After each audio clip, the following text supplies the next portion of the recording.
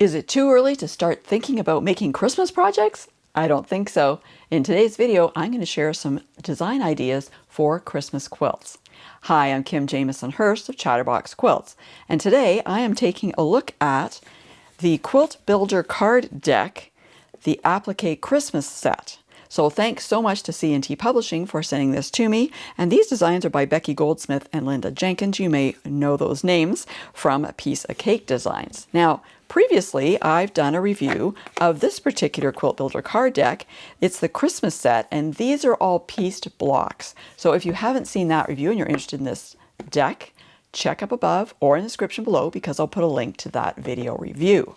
But today, the ones we're taking a look at that are Christmas designs are all applique designs. So there are 40 different blocks in here, so let's take a look at them. So one of the things I like in these different card decks from C&T Publishing is that there's information on how to use the decks, and there's also ideas for how to put the different blocks together to create projects. So that's always fun.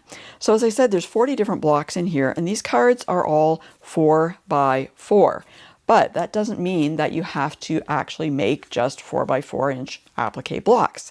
So you could enlarge them, and they include a card in here that tells you if you want a new size block of say 6 inches, you would need to enlarge the designs by 150%. And that goes up to a 36 inch block. So you could have one great big huge block, and you would need to increase that by 900%. But if you want something a little bigger than the 4 by 4, let's say 8 by 8, there's a QR code here. So you can scan that and you'll get all the different blocks in an 8 by 8 inch square.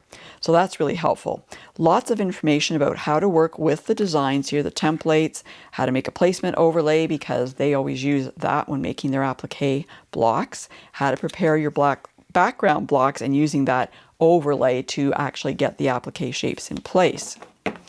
And then I mentioned that there are different layouts that they provide you with, for inspiration or, they look really nice. You might just want to make them for sure. And so, for example, there's a Jolly House layout.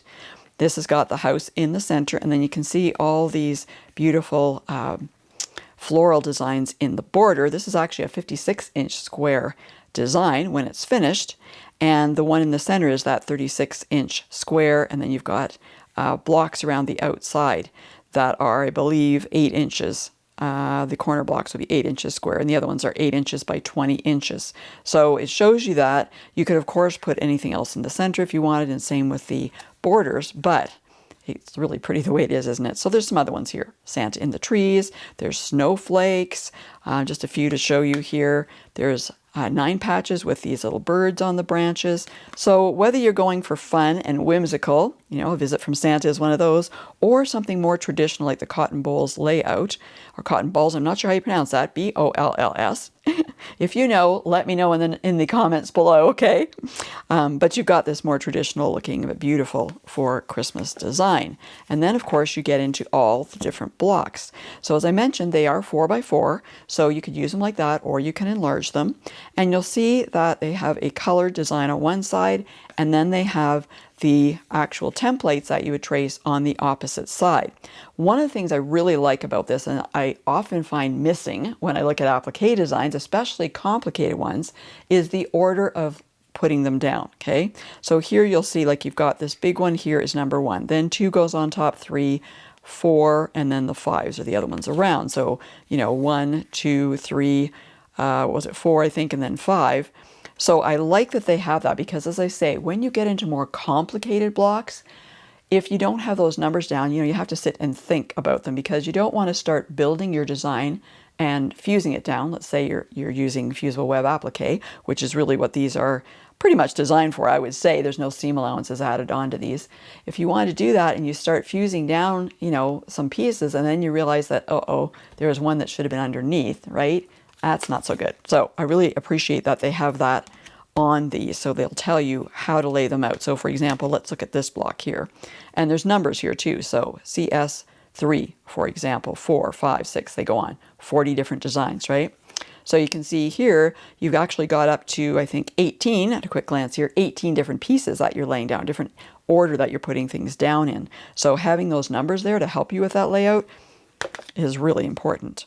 So you can see you've got some kind of traditional looking floral blocks, and then you're going to get into some more whimsical ones. So let's look at the Santa on a rocket. Okay, kind of retro looking, some of these, I think. Santa with the dog, you know, give the dog a bone, right? So I mean, some of these that are like this, for example, the Santa ones, I could see making, you know, a whole quilt with, say, 9 Santa blocks in it, individual blocks, throw some sashing in, some borders on, be very, very cute.